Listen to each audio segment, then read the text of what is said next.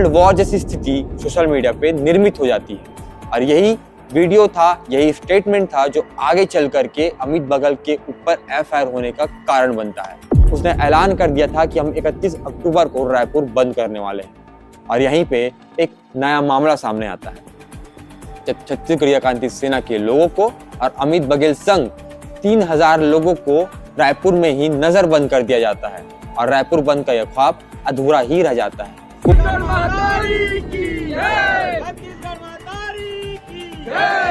उसके बाद होता है असली खेल शुरू, क्योंकि अमित बघेल के परिजनों के घर पे, अमित बघेल के करीबों के घर पे पुलिस छापा मारना शुरू करती है। उनके घर पर जा करके खोजबीन शुरू करना स्टार्ट करती है कि अमित बघेल आखिर है कहाँ। विनोद पांडा करके व्यक्ति का वो अपना सोशल मीडिया अकाउंट यूज करते हैं। छत्तीसगढ़ वो कहते हैं कि तुम दारू पीते हो, दारू पी करके देश को बर्बाद करते हो। और आपसे ये भी पूछना चाहते हैं कि छत्तीसगढ़ को शांति का टापू कहा जाता था, लेकिन ये शांति का टापू अब कहा जाना कितना सही है। खड़ा होकर के गुरु घासीदास बाबा को गाली बकता है और साथ साथ में अमित बघेल को गाली बकता है। ऐसा ही मामला सामने आता है बहुत सारे, इस पक्ष से भी और उस पक्ष से भी, लेकिन अभी तक इस पे कोई संज्ञान नहीं लिया गया था। दोस्तों, क्या छत्तीसगढ़ में भी क्षेत्रवाद ने जन्म ले लिया है? क्या छत्तीसगढ़ में भी अन्य राज्यों की तरह ही जाति हिंसा होने वाली है? क्या छत्तीसगढ़ में भी कुछ अनहोनी होने वाली है?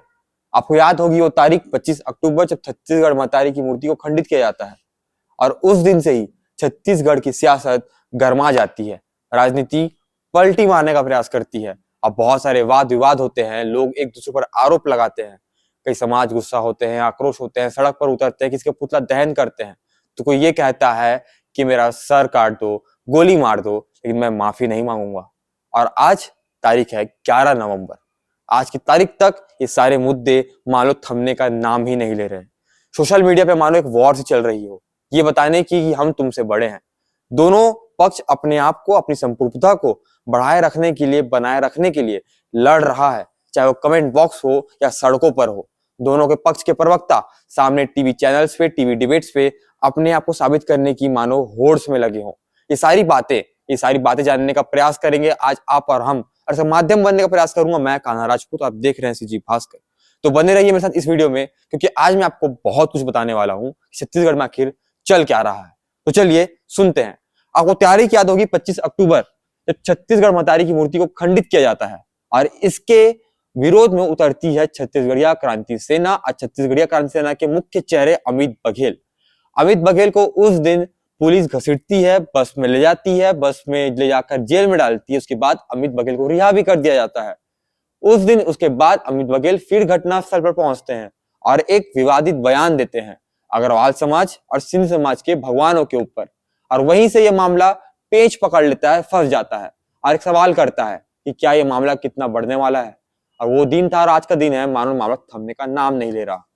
अमित बघेल के इस बयान के बाद अग्रवाल समाज, सिंधी समाज के लोग सड़कों पर उतरते हैं और बड़ा आक्रोश जताते हैं। सोशल मीडिया में मानो एक वॉर सी चलती है। एक आदमी जो मुंबई में बैठा है उसको भी ये वीडियो देखने को मिलता है, मुंबई से भी एफआईआर होता है। और वो ऐसा ही करते करते ये पूरा मामला देश प्रदेश में फैल जाता है, मानो एक आग की तरह। और पूरा जाति हिंसा, सामाजिक हिंसा, एक कोल्ड वॉर जैसी स्थिति सोशल मीडिया पे निर्मित हो जाती है। और यही वीडियो था, यही स्टेटमेंट था जो आगे चल करके अमित बघेल के ऊपर एफआईआर होने का कारण बनता है। अमित बघेल के ऊपर 8 से ज्यादा एफआईआर हो चुके हैं। ये 8 का जो मामला है वो मेरे सामने है, इसलिए मैं आपको बता पा रहा हूं।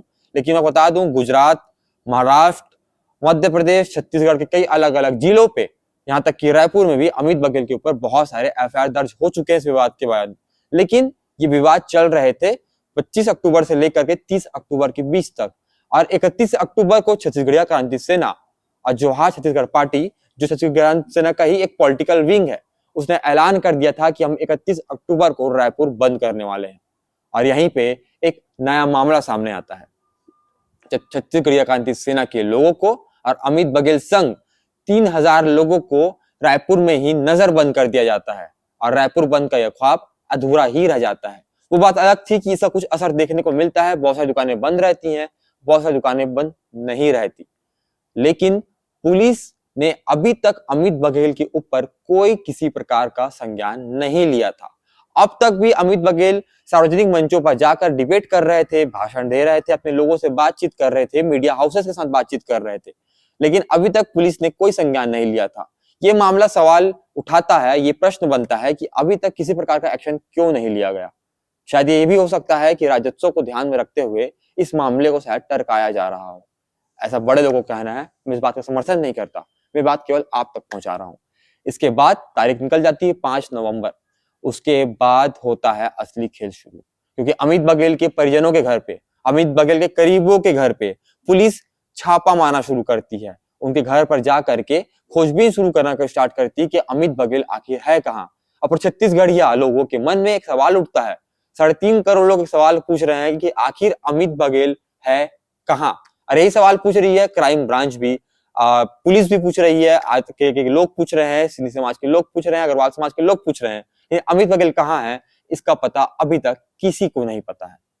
और आपको बता दें कि यह मामला अब तक धूल पकड़ने का नाम नहीं ले रहा है। अभी भी सोशल मीडिया पे कई बार कमेंट सेक्शन में कभी कोई वीडियो बना करके, कभी कोई दूसरा पक्ष का वीडियो बना करके, कभी छत्तीसगढ़िया लोगों को गाली बक रहा है, तो कोई वो समाज के लोग है, कुछ दूसरे पक्ष के लोग हैं जो इस पक्ष को गाली बक रहे हैं, तो कभी कोई इस पर एफआईआर करवाता है, तो कभी कोई उस पर एफआईआर करवाता है। ये मामला थमने का नाम नहीं ले रहा।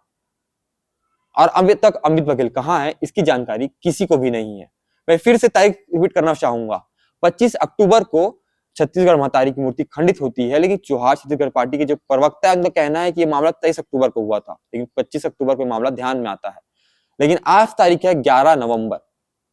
अब तक इस पे इतनी सारी चीजें हुई, बहुत सारे लोग सामने आए, उन्होंने अपनी बात रखी। किसी ने वीडियो बनाकर, किसी का आपने एक वीडियो देखा होगा विनोद पांडा करके व्यक्ति का, वो अपना सोशल मीडिया अकाउंट यूज करते हैं, छत्तीसगढ़ लोग कहते हैं कि तुम दारू पीते हो, दारू पी करके देश को बर्बाद करते हो। ऐसे एक मामला सामने आता है जब एक व्यक्ति खड़ा होकर के गुरु घासीदास बाबा को गाली बकता है और साथ साथ में अमित बघेल को गाली बकता है।